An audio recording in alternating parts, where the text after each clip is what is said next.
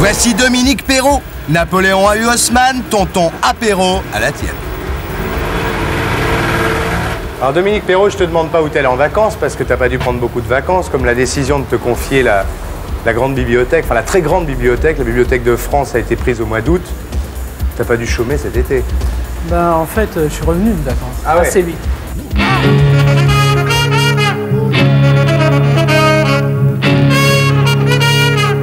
T'as dit quoi, Mitterrand? Mitterrand, je l'ai vu après la décision, puisque la décision a été annoncée par les gens de la Bibliothèque de France. Et j'ai vu Mitterrand le lendemain et il m'a demandé si j'étais content. Ouais. Et tu lui as dit quoi? Je lui ai dit oui, que certainement j'étais très content. Et que surtout que c'était assez formidable pour un jeune architecte français de gagner enfin un concours international. Oui, enfin, un Français qui fait un monument, dis donc. Voilà. C'est un événement quand même. Oui, c'est un événement. T'as fait quoi avant la TGB? J'ai fait une école à Marne-la-Vallée pour les ingénieurs, pour la Chambre de commerce de Paris qui forme des ingénieurs. Le truc en biais, le truc qui est un peu... Le clavier d'ordinateur. C'est ce que disent les ingénieurs. En fait, c'est une aile. C'est une aile qui plane et qui est venue se poser là.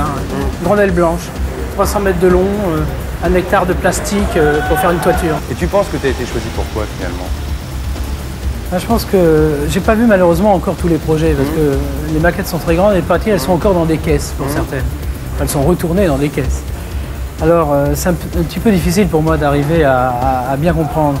Mais d'après les bruits et je dirais les rapports divers et variés sur les projets, je pense que c'est l'idée du vide, c'est l'idée de la place. Au lieu de faire un bâtiment de 200 000 m², toi tu as fait un trou, tu as fait une place. Oui, j'ai fait un lieu, pas un bâtiment. Ouais. Un endroit où on va. Ouais. C'est une idée, je crois que ça répond un peu à l'idée. Il y avait 2 termes dans le programme, ni un temple, ni un supermarché. Donc un endroit, un trésor disponible. Donc un endroit où tout le monde peut aller et où peut-on aller le plus facilement, sinon sur une place. Ouais. Et puis le vide à Paris en ce moment, c'est luxe. C'est un luxe. Ouais, c'est luxe.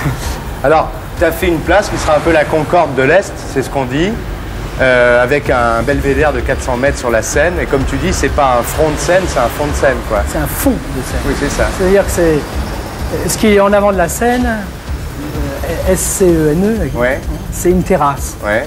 Effectivement, 400 mètres, à peu près 8 mètres au-dessus du quai, et qui embrasse complètement tout le parc de Bercy qui va être construit de l'autre côté. Donc c'est un site absolument superbe. Et ce qui est aussi superbe, c'est qu'il y a une colline derrière, avec des tours. Et donc il y a toute une population qui était un petit peu considérée comme vivant dans des endroits dégueulasses, etc., qui par l'installation de cette bibliothèque va retrouver un petit peu de dignité, et tout un quartier qui va retrouver une dignité et qui va retrouver la Seine. Parce qu'il y a une rue que tu appelles la rue de Rivoli de l'Est, quoi. Oui, oui, c'est ce que je dis. Et il y a un jardin intérieur qui est de la taille du Palais Royal, et les fenêtres des salles de lecture donnent sur des arbres, malgré tout. Oui, c'est-à-dire que c'est un espace qui est dedans-dehors. C'est-à-dire c'est dans la ville, mais en même temps c'est en dehors de la ville, car c'est incrusté au milieu de la place. Donc les gens bouquinent en contrebas, sous les arbres, sans être gênés par l'activité de la ville. Et aux 4 coins, il y a 4 livres ouverts, 4 grandes tours translucides dans lesquelles les livres sont rangés. Ça, c'est un système de balises, c'est-à-dire tous les monuments à Paris se repèrent. C'est pas une silhouette qui est neutre.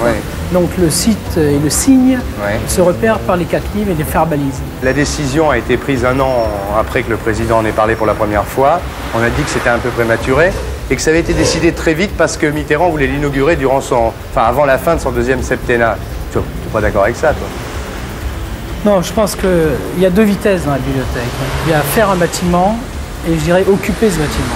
Quand on se balade à la Bibliothèque nationale, il va falloir du temps pour que tous les livres soient triés, classés, répertoriés, encensés, etc., pomponnés. La et tout ça. Donc tout ça, ça va aller à la vitesse d'une bibliothèque. Mais nous, on fait un bâtiment qui est capable de recevoir une bibliothèque et de démarrer un quartier. Ça, t'as le temps de le faire, là? Ça, on a le temps de le faire. Comme il faut, ça va pas tomber. Oui, non, on va le faire, on va bien le faire. Ouais. L'Arche de la Défense, l'Opéra de la Bastille, la Pyramide du Louvre, la Bibliothèque de France. Est-ce que tu crois qu'on peut parler d'un style Mitterrand en architecture? Donc, ce qu'on peut parler, c'est d'une action très forte de François Mitterrand sur la ville, pour la France. Tous ces bâtiments, c'est des bâtiments pour la capitale, mais c'est des bâtiments qui renvoient à un pays, à une nation. Et c'est vrai que depuis Napoléon III, on n'avait pas beaucoup vu ça, à part Pompidou. Il faut la durée, qu'est-ce que tu veux? Il faut la durée, mais c'est bien. Pour que ça dure. Eh oui, il faut la durée, c'est ça. T'en penses quoi de ces 3 monuments-là? Me dis pas qu'ils sont tous très bien, parce que franchement... Non, ils sont... bon, l'Arche, c'est bien. C'est très bien. C'est très bien. Bon. La pyramide... C'est très bien. On peut dire c'est bien aussi, sans aucune arrière-pensée. Et l'opéra ? Par contre, l'opéra, c'est un peu moins bien. Ah, parce que lui aussi, il paraît qu'il trouve ça pas terrible, alors. Ouais, non, mais c'est un peu moins bien, mais ça, je crois que c'est vraiment lié aux histoires des concours. Dans les concours, il faut qu'il y ait une rencontre. Il n'y a pas eu l'évidence. Ça marche pas, ce truc-là, quoi. Non, ça... Rendez-vous... Vous n'auriez peut-être pas dû détruire la gare de la Bastille. Rendez-vous manqué, quoi. Rendez-vous manqué, oui. Tu ferais quoi à Paris si tu avais le pouvoir? Enfin, si tu étais Haussmann ou Napoléon III ou François Mitterrand, tu ferais quoi? Imagine comme ça, on te donne Paris, et vous faites ce que vous voulez. Qu'est-ce que tu ferais? Moi, je ferais des grands projets techniques. Ouais. Genre quoi? Genre revoir la question des bagnoles. Ouais. Et quand je dis grand projet technique, c'est parce que je veux faire l'ingénieur, mais je doublerais ça d'un projet, je dirais, architectural et d'un projet généreux. Et là, par exemple, il y a un truc comme le boulevard Sébastopol. Piétonnier. Voilà, piétonnier. Mais c'est fondamental, c'est évident. Oui, c'est évident, t'as raison. C'est évident. Ouais. Gare du Nord, Gare de l'Est, tous les TGV du nord de l'Europe vont arriver. Ouais. En bas, le RER, avec toute la banlieue, toute la France qui arrive en bas du Sébastopol, Beaubourg, le Louvre, etc. C'est une avenue de l'Europe. Il faut arrêter de circuler, là, il faut marcher. Et à part ça, tu nous ferais quoi? Bon, ça, c'est une idée comme ça. Ouais, c'est une bonne idée, ouais. Une idée, bon. Tu ferais quoi? Tu détruirais quoi? Ça, c'est ce que tu construirais, tu détruirais quoi? Un truc qui est vraiment insupportable, tu te dis, je sais pas, la tour Montparnasse, tu la ferais raser et tout. Non, je suis pas sûr que je détruirais. Même la tour Montparnasse? Ouais, non, mais il faut... Moi, je ferais un travail de paysage. Ouais. C'est-à-dire que j'arrêterais de faire d'un côté l'urbanisme, de l'autre côté l'architecture. Je ferais des espèces d'immenses tableaux sur Paris qui définiraient les nouveaux paysages, c'est-à-dire les cartes postales que dans 20 ans, on vendra sur Paris.